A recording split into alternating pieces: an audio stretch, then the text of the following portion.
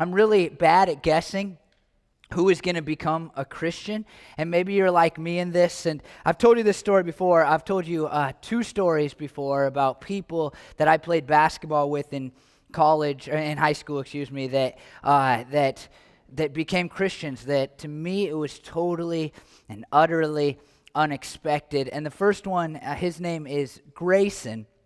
And Grayson is better known as the Professor. He's an international basketball star. He's more famous than most NBA players outside of the United States. If you know him and you're not a basketball fan, it would be from Spider-Man basketball. If you've ever seen YouTube of Spider-Man basketball, he dressed up as Spider-Man one day and went out and played basketball, and it kind of changed his career. But I had heard rumblings of Grayson's story. Grayson and I have stayed in contact, through Facebook, as you will, with high school teammates or whatever. And it had been fun to watch Grayson become famous. But I had heard through the grapevine that he had given his life to Jesus. And I heard this story, and the story ended up being really wrong, but I reached out to him and said, Grayson, I want to sit with you, and I'd like to record your journey to Christianity. Someday I'll post that somewhere. I had the opportunity to do that. And his story, excuse me, was nothing like the story that I heard, which was funny. I went and asked him to do this because I had heard this magnificent story. But what made it so exciting is that his story was even better than the story that I had heard through the grapevine from other Christian friends of mine that went to high school with us and whatever. And so I'll just tell you his story. He kind of was launched into this basketball thing. He went, and you could watch this on YouTube if you want to, he went to this basketball game that was taking place in Portland, a street ball game, and he kind of signed up and started playing, and they were impressed, and they said, you can come on this bus with us, and basically it was like a Survivor, like the show Survivor. He would go from city to city to city, and he would play in these games at their professional basketball arena, and then they would let two people continue to be on the bus with him. He's 19 years old. He just left high school. His family owns a jewelry store in Kaiser. He's just a normal suburban kid. But all of a sudden, he's like thrust into the spotlight. And not only is he thrust into the spotlight, he's really thrust into an environment that is pretty harsh. I mean, he's hanging out with guys that are, 30 years old and are people that live pretty wild and crazy lifestyles. And so Grayson, he wins this competition. He stays on the bus, and he's never left in some ways, but he continues to play with them, and he just starts partying like crazy with them. And he told me that they were partying every night, and then they'd wake up and have a game the next day. They were eating terribly because, they're in different countries and they don't know the food or whatever. You just grab McDonald's all the time. And a buddy of his street ball name is Escalade, who is more famously probably the brother of Mark Jackson, who used to be the coach of the Golden State Warriors and now is like a broadcaster on TNT or ESPN, one of those. And so they go to a party one night. Escalade, by the way, is 400 pounds. He's incredible to watch to see a 400-pound basketball player with his skill is incredible to watch. Go YouTube him too. But Grayson, him and a bunch of other people, they're partying, and Escalade and him say goodbye that night, and Escalade never wakes up. He dies. And so Grayson is kind of at a point in his basketball life where he's already thinking, is this it? Is this what I'm going to do for the rest of my life? I'm going to just play basketball, and it's fun, but it's not really fulfilling in any meaningful way. And then his best friend on this tour dies, and he's just kind of like thinking, is this it? I mean, what's this matter? What's the deal here? So he goes to Escalade's funeral, and Mark Jackson gives the sermon at this funeral, and he basically says, here's the deal. You knew my brother, he lived a hard life or whatever, but he actually became a Christian just a handful of months ago. And he says, if you want to be where my brother is, he probably didn't call him Escalade, but I don't know the guy's real name. If you want to be where Escalade is when you die, then you need to give your life to Jesus right now. And Grayson said, everybody there, like almost every person just marched down the aisle, said, I'll give my life to Jesus. And I said, hey, how sincere do you think that was? And he said, I don't know how sincere it was for anybody, but I can tell you it was sincere for me, and it changed my life.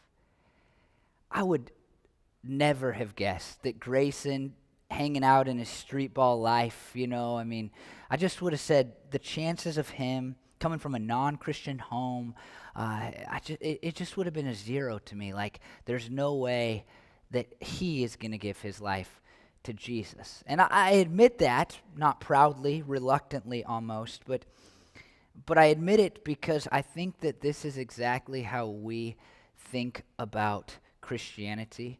I think that we tend to believe, even if we would never openly express this belief, we tend to believe that if a person kind of looks and acts and thinks like an American Christian, then there's a good chance that they'll at some point become a Christian. In fact, if you're not a Christian, you probably think like one of two ways. Either I could see this happening because I look and think and act like, the suburban American Christian, and, I'm middle class and all that. Or you think like I would never become a Christian because it's all those people that don't look anything like me. But even as Christians, we think that like that person might, that person probably not, And here's my proposition for this morning. We're going to look at a story, and I think this is what the story says. Jesus can turn even the possessed into the blessed. And in other words, in less rhymey words, there is no type of person that cannot be impacted and affected by an encounter with Jesus. I just think about the questions that people have. This is really common. And since I grew up in a Christian home, understood about the grace of God from a really young age, this is a hard question for me to reconcile with my own soul, but it comes up enough. It is worth mentioning. It's worth talking about. I think that a lot of non-Christians, a lot of people who haven't given their lives to Jesus, are not that way because they don't believe the story of Jesus as recorded in Scripture. They don't even think that Jesus is bad or that Jesus is wrong. They don't hate Christians. They think this: aren't I too bad to become a Christian? Like, look at all the stuff I've done, and there's no way that I could be forgiven for those things. You can just imagine this person with that question growing up in a home where the parents are mean and unforgiving, and maybe it's you, and maybe you've grown up in a home where grudges are held for years and people don't let things go, and you think you're past it and they'll bring it up the next time they're mad at you, and that can transfer to our view of God, right? And we can look at God and say, how could he forgive me? My own mother can't forgive me. My own dad can't forgive me. My own brother can't forgive me. How could this God that I can't see or talk to in an audible style way, how could he forgive me if these people who are messed up themselves, if they can't forgive me? Aren't I too far gone? Haven't I done too much? Haven't I been too bad? And then I know this is true of you. There's something deep inside of you, if you're a Christian, that's like, isn't my son too far away from Christianity to really become a Christian? Isn't my mom or my dad, haven't they done too many things? Haven't they separated themselves too much from Jesus to ever embrace this Christian thing? We do it in how we interact with the non-Christian world, right? In America, we have this thing that we've done that is horrible and is hurting the state of Christianity in our country. We've tried to make people look more like Christians before asking them to become Christians. You gay people, if you just get straight, then maybe you can become one of us. Isn't that our attitude? Like, make them look like us, and then maybe they'll become one of us. And I think it stems from this, as we'll see, false idea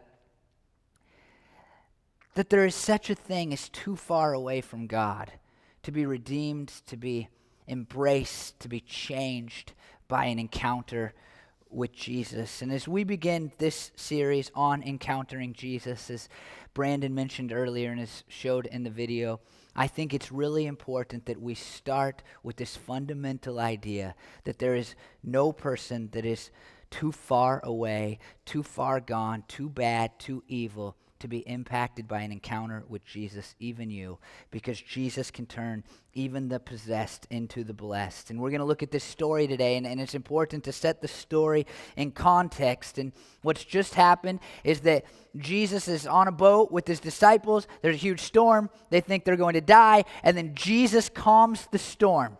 It's pretty cool. It's pretty awesome. And then at the end of it, they ask this question in the verse just prior to the story we're going to look at. What kind of man is this? Even the winds and the waves obey him. What kind of man is this is an incredibly important question. I would say it's the defining question for all of our lives when we look at the person of Jesus. If you've never asked that question, it's really important that you ask that question. Like, what kind of man is this? And you may come to a different conclusion than I do.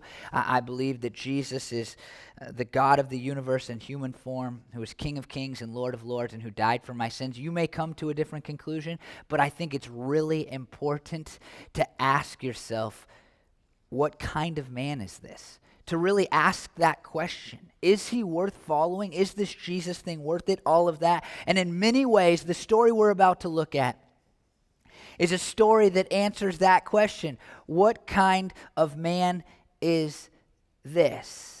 And here's the reality, the question that I think it answers, right? I mean, even if we believe that Jesus is a man who can calm the storms, the question that we more care about is the question answered in our passage today, the story we'll look at. If Jesus can calm the storms, can he calm the storms in me? Can he calm the storms in me? Have I done too much? Have I created such a bad emotional state? Have I gone too far away from God that Jesus can not only calm the storms, but calm the storms in me? And here is how our story begins. When he arrived at the other side, in the region of the Gadarenes, the two demon-possessed men coming from the tombs met him. They were so violent that no one could pass that way. The Gadarenes is a village about 5 miles southeast of the Sea of Galilee, and I'm going to tell you some information about this place, just a little bit, and I need what you need to do with this is you need to put it in your heads until the end of the sermon. I promise it's important. It just won't seem that way for a few minutes here. The name refers to the surrounding region as well, and that surrounding region is located in the Decapolis, which is a Roman, kind of the Eastern Roman border, Roman Empire's border, and it's comprised of about 10 cities. It is comprised of 10 cities. And so this is where the story takes place, kind of in the middle of this area called the Decapolis, which is full of Gentiles, non-Jews, and is a place, and we'll see this, that Jesus comes back to later. So put that in your heads. It's going to seem unimportant, but we'll come back to it in a minute. And here's what happens. Jesus arrives in this region, and immediately, two demon-possessed men come to him.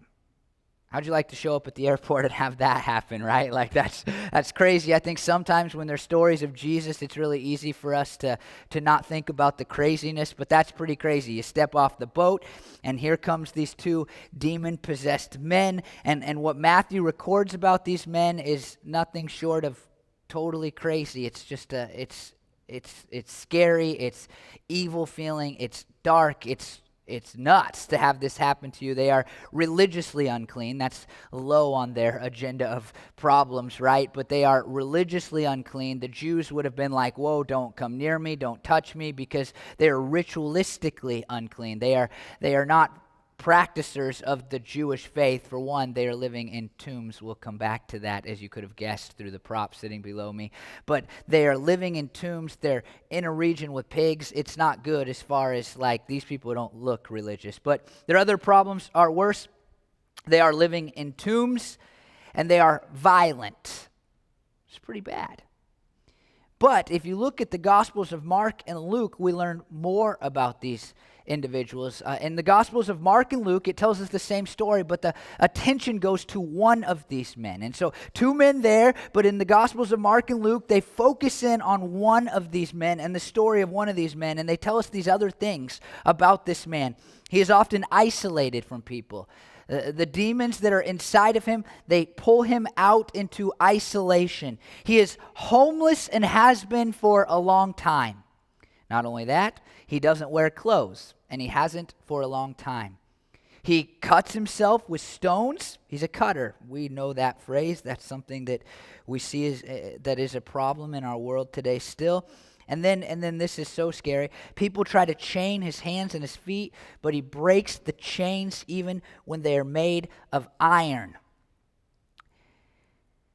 It's all because he's possessed by demons. In Luke's account, Jesus says, "What's your name?" And the man, the demons inside the man anyway, they respond by saying legion, which is a Roman military term for a group of soldiers about 6,000 strong. I don't know if there's literally 6,000 demons possessing this man, but it's a scary idea no matter how many demons are inside of him, right? And so I want you to just consider for a second the state of this man. It's really bad. I don't know what you think about demon possession. Maybe you're skeptical of that idea. I hope not. The Bible talks a lot about it. But as Christians, what we believe is that people can be possessed by demons, like the demon takes over their body and their soul in some ways. As Christians, we don't believe that you can be possessed by demons. I heard it said once that Christians can be oppressed by demons but not possessed by demons, and I really think that's accurate. I think it's good. It rhymes, but it's good. We can be oppressed. Demons can try to whisper in our ear. They can try to attack us. This has happened to me. They can try to get us to do wrong things, but they cannot take possession of us, because the Holy Spirit indwells those of us that are Christians. This other kind of metaphysical, super spiritual idea that's difficult to understand. But as Christians, we believe that when we give our lives to Jesus, God comes inside of us. When you were kids, you heard it described as Jesus lives in your heart.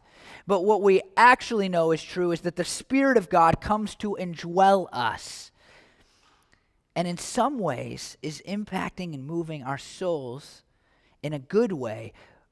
But non-Christians, people who haven't been indwelled by the Spirit, their souls can be affected in a very similar way by dark forces, by Satan and the group of demons, these supernatural beings that he leads. I know, like, that's crazy, like, especially even in our kind of flavor of Christianity, we don't talk about these things very much, and so we can get really hung up there, right? And this is what we do with the Bible to a fault oftentimes. We make it like the answer to our theological questions instead of asking what is really the point here. And I think that the point is that Jesus can turn even the possessed into the blessed. And I want you to think about the state of this man. I'm going to read it again, and maybe you can think about how this would look in our modern culture. He's unreligious. He's violent. He's isolated. He's homeless. He's naked. He's a cutter, and he's demonstrating a supernaturally dangerous strength, something that we've seen in the drug addicted in our world. There's stories of people taking drugs and doing things that are just seemingly impossible. Now, whether you just look and you want to go mental illness or drug addiction or demon possession, it's pretty clear that this person is in a bad place. And I know we would do this. We would look at this person and we would go, they're probably not the ones God wants me to tell about Jesus, because they're probably too far gone. You just have to look at the homeless guy whispering to himself. I just saw this the other day. Just think about the homeless guy that's talking to himself, looking down, clearly seems to have demons in his closet. And you would never tangibly say, that guy will never be a Christian, but somewhere in your gut you think, There's no chance. He's too far gone. It's never going to happen for him. And Jesus shows up, and these two men whom we would think are too far gone approach him. I did think of it like this: as they live in these tombs, they're literally living in tombs, right? And what we believe as Christians is that every person apart from Christ is spiritually dead. We believe that, right? That's what the Bible tells us. Like, if you're not a Christian, then you cannot break free from the chain of your sins. You have no forgiveness for those sins. You are going to spend eternity paying for those sins. There's no hope for you. Every non-Christian, every person that has not accepted Jesus as their Savior is spiritually dead. But some people sure seem to live amongst the tombs. You know what I mean? Like everybody I love that's not a Christian, they're spiritually dead. But not every person that I love that's not a Christian seems to live amongst the tombs. Their lifestyles are not demonstrated. They don't demonstrate this just blatant disregard, unreligious evil. But some do. I mean, you can fill in the blanks with what kind of people you think, come to your heads. But we have these people, whether they're partying too much, whether they're drug addicted, whether they are sexually promiscuous, whether they just bash God, they hate God, they talk badly about Christians. You know the types of people that we want to look at and say, they're not just dead, they're living amongst the tombs. And this is exactly the type of person that Jesus shows up and meets. And the question is like, yeah, he can calm a storm, right? But can an encounter with him turn the possessed into the blessed? And here's what we read in Matthew 8:29. What do you want with us, Son of God? They shouted. Notice that's the demons inside of this man. This is a scary moment. What do you want with us, Son of God? They shouted. Have you come here to torture us before the appointed time? I'll just say that the demons recognize the answer to what type of man is this better than we sometimes do, because they recognize two things about him. They recognize his person. He is the Son of God. And one of the other Gospels, it records it as Son of the Most High. They recognize that this is not just some regular man. This is a divine being in human flesh that they stand before. What do you want with the Son of Man? And then they recognize not only his person, but they recognize his power. They say, are you going to torture us? It's not like they're like, hey, let's fight him. They understand that as demons, they have no chance. They will ultimately lose to him. They recognize, even in Luke's account, that they could be sent to the abyss, which is the eternal place of damnation for demons. And they say, don't send us into the abyss. It's not time. This is not like, hey, maybe we could win. There's a lot of us. This isn't like, hey, if we all gang up and we go at him, then maybe we can overpower Jesus too. This is them saying, we recognize his person. This is the Son of God. And out of that, we recognize his power. We will not win this fight. There is no chance. There's no chance. They stand before Jesus and they're scared. And I would just say that this morning, it's really important as we think about encountering Jesus and why it's important. It's important because of who he is and the power that he possesses. An encounter with Jesus would be no big deal if he was just some man. But an encounter with Jesus is important because he is the Son of God who has the power to even deal with demons. And maybe the rest of this story is familiar to you. I don't want you to get caught up in the weird details of what happens next, because that's not the point. But listen to this. Some distance from them, a large herd of pigs was feeding. The demons begged Jesus, if you drive us out, send us into the herd of pigs. He said to them, go. So they came out and went into the pigs, and the whole herd rushed down the steep bank into the lake and died in the water. Okay, so the details of this leaves us a lot of questions, right? Like, what's up with the pigs? I mean, that's.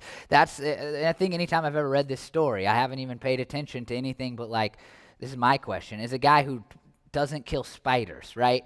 Like, why'd Jesus do that to the pigs? I mean, wow, he could have not done that. Why did the demons want to go in the pigs? And there's answers to these questions, but let me just say that all of the answers of these questions are speculative in nature. They are purely speculation. I mean, we can make some guesses that the demons wanted to go into the pigs because they hate, this is some of the guesses, right? They hate God's creation. They want to do whatever they can to harm.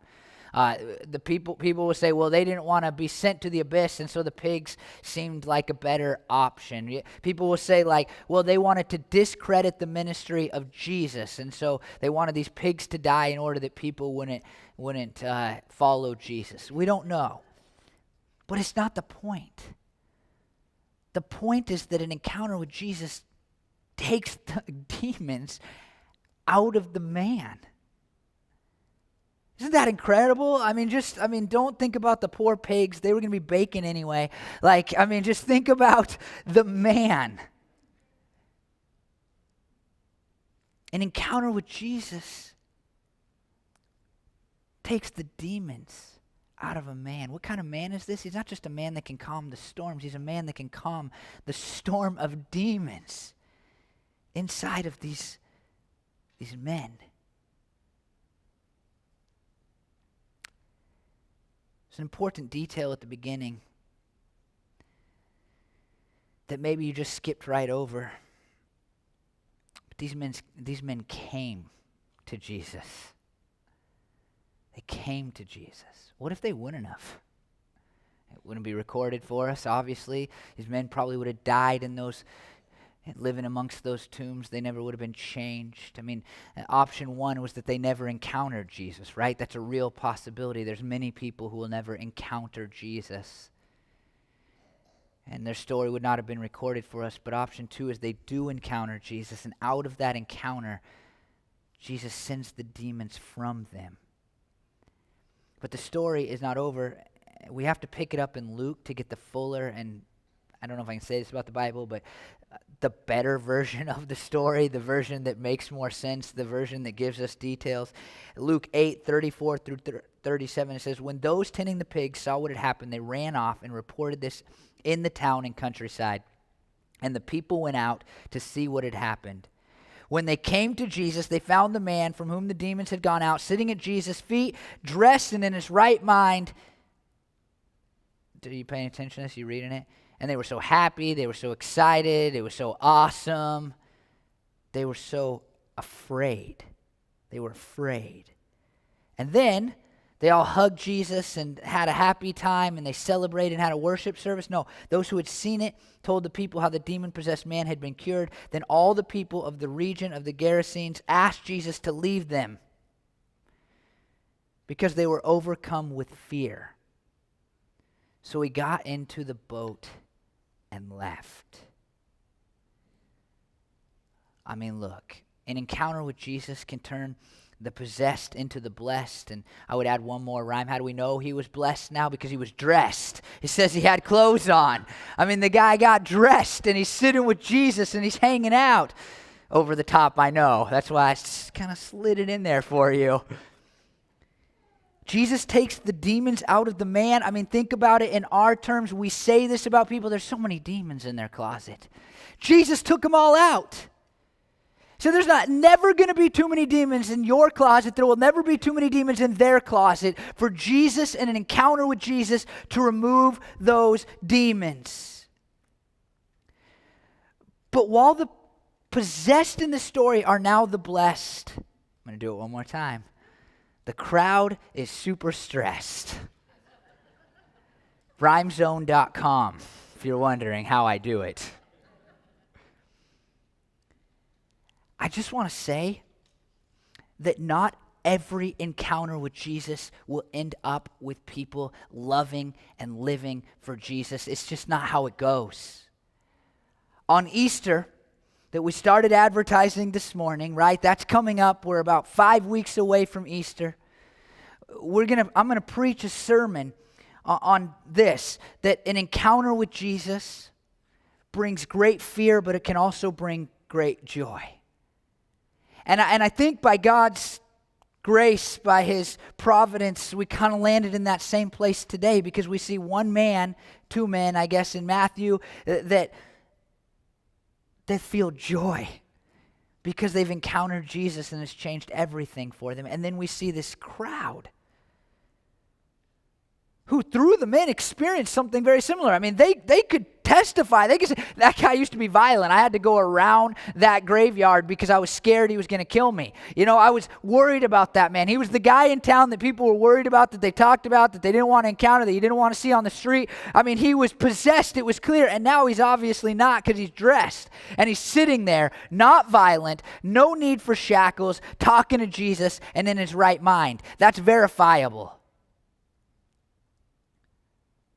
But what does that mean for my life?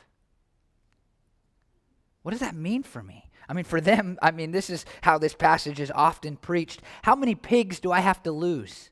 There's thousands of pigs here. That's a lot of money that they just lost because of somebody's encounter with Jesus. And I think most people are smart enough to know that while an encounter with Jesus can turn the possessed into the blessed, it might, if it's you that encounters Jesus, it might cost you something. In fact, it will cost you something. And these people have an encounter with Jesus. I mean, this is cool, right? I mean, look, the guy's happy. The guy's in his right mind. This is a miracle. That's somebody's son. That's somebody's brother. That's somebody's friend. And he's sitting there in his right mind. What a miracle. But what is this encounter with Jesus going to cost me? What's it going to cost me? I mean, there's two responses to an encounter with Jesus. You can embrace him and experience joy, or you can just be afraid of it and continue on the way that you were before. But at least one of these men, Luke 8:38 and 39, at least one of them, as I'll read in a second, chose to let this encounter change his life. The man from whom the demons had gone out begged to go with him, Jesus. Jesus is being kicked out of the town, and this guy's like, I got to go where you're going. And I'll tell you, once you've encountered Jesus once, and once you've embraced Jesus because of that encounter, you do want to go where he is. I've spent my life since encountering Jesus trying to go where he is, where he wants me to be. He begged to go with him. This is one of the weirdest, craziest, bad ending lines I've ever heard. But Jesus sent him away, saying, return home and tell how much God has done for you. So the man went away and told all over town how much Jesus had done for him. This guy wants to be one of the 12 disciples, or 13 if he comes on board, if he gets on the ship. That's very noble. I mean, like, he encounters Jesus. Jesus changes his life. I'm going to be a disciple. And Jesus says, sorry, not my plan for you.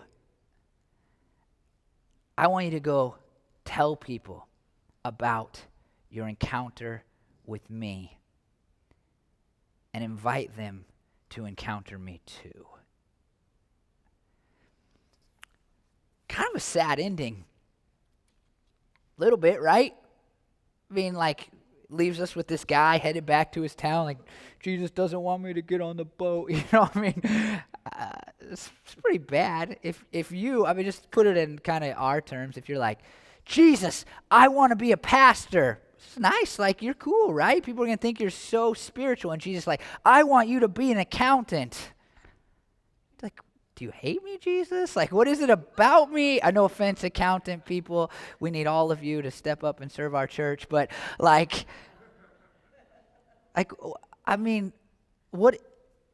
why? Did I do something wrong? Is there something bad about me? What is that? It's kind of a weird ending. But there's this other thing that you need to know.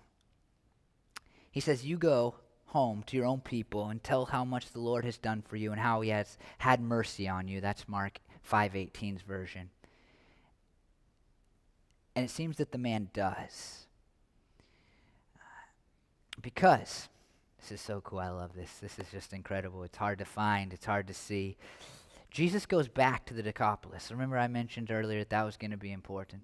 He only goes back one other time, several chapters later. If you weren't looking for it, then you wouldn't find it. You wouldn't be like, oh, I see the connection here to this story. But in Matthew 15:29 through 31, it says, Jesus left there and he went along the Sea of Galilee. He comes back. Then he went up to a mountainside and sat down. I love this. Pay attention to this. Great crowds came to him, bringing the lame, the blind, the crippled, the mute, and many others, and laid them at his feet, and he healed them. The people were amazed when they saw the mute speaking, the crippled made well, the lame walking, and the blind seeing, and they praised the God of Israel. We can't know for sure. But what happens in between these stories? There's only one good idea, right? The demon-possessed man who is now the blessed man who had encountered Jesus did exactly what Jesus had told him to do. He said, look, I had thousands of demons in me. I was a cutter. I was living amongst the tombs. But I, for whatever reason, one day saw Jesus getting off the boat. I went up to him, and he changed my life. Like, hey, I used to break chains off my body. I would hurt people if they were around me. I couldn't be with people. I wandered around naked for years. And then I met Jesus. He's incredible. And then all of a sudden, Jesus shows back up on a boat. You got a son who's blind. What are you going to do? Maybe he needs to encounter Jesus. And so they bring the blind and they bring the mute and they bring the crippled. And they're like, if Jesus could change this man who was possessed into the blessed, then what can he do for us? The hurting and the broken. And they come and they encounter Jesus. And let me read it again. They praised the God of Israel. These are not Jewish people. These are Gentile, non-God-fearing people who are coming to Jesus and becoming followers of Jesus. Perhaps because one man was willing to say, I encountered Jesus, you should encounter him too. That's incredible. Jesus can turn the possessed into the blessed, but they have to have an opportunity. They have to have an opportunity to know about Jesus, to hear about Jesus, to encounter Jesus. If you're here this morning and you're not a Christian, if you're listening online and you're not a Christian, then I would just say that no matter what you've done, no matter how far away you are from Jesus, no matter how many sins you've committed, no matter how many regrets you have, no matter how evil you have been in your life, you are not too far gone. No matter how much you think you live amongst the tombs and you're like, those Christian people, they're nothing like me. We have nothing in common. It doesn't matter. The Jewish people that Jesus was hanging out with had nothing in common with these men who were hanging out in the tombs. And yet Jesus turned the possessed into the blessed. And you this morning perhaps are encountering Jesus in your soul, and you can give your life to him and you will experience joy like this man did. You are not too far gone.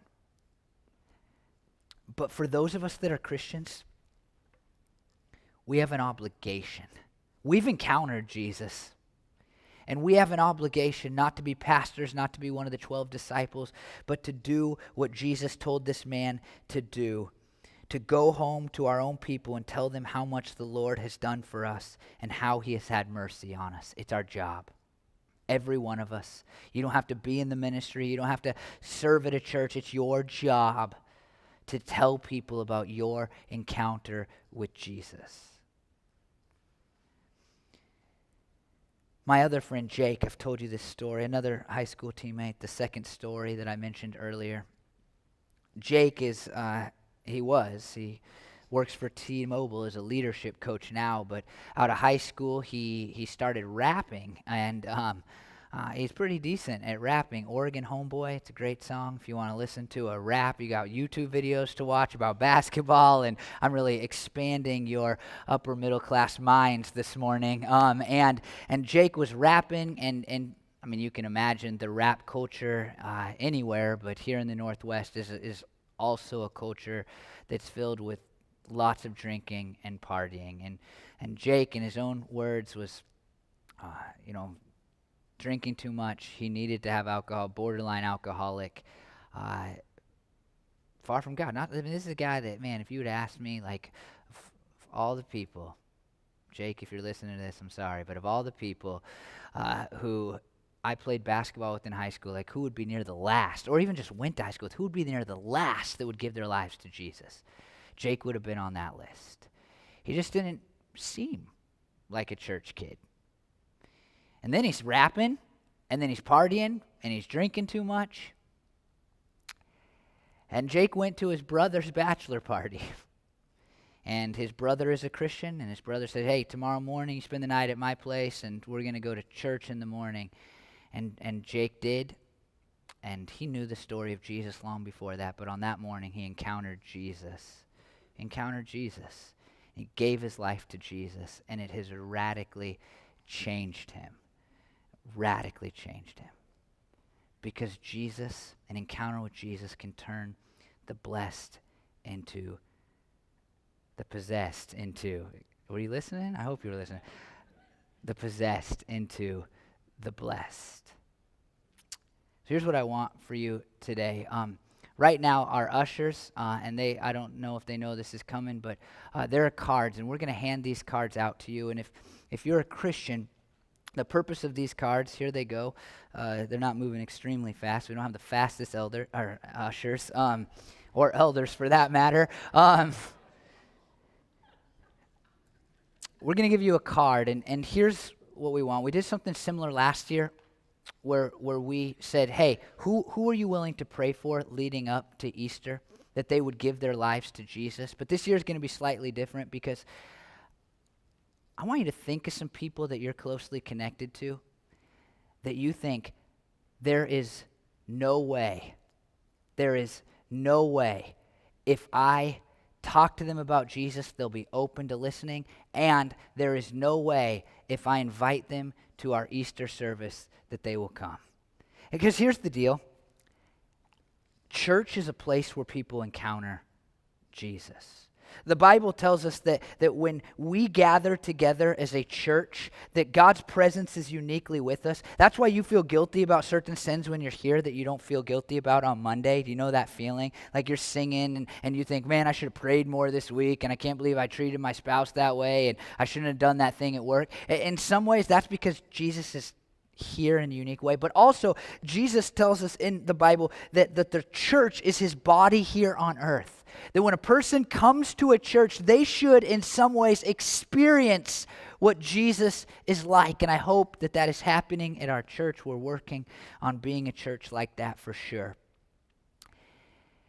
And so I want you, during this next song that we're going to sing, to sit before Jesus and think, who, if I tell them about Jesus or I invite them to come to Easter, would not possibly come? They just wouldn't. There's no way.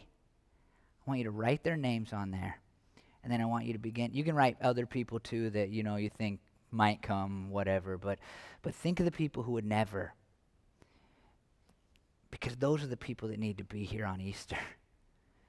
They need to encounter Jesus, because Jesus can turn even the possessed into the blessed. He can turn your friend, your dad, your mom, your sister, your brother, your cousin, your aunt, your uncle, your coworker.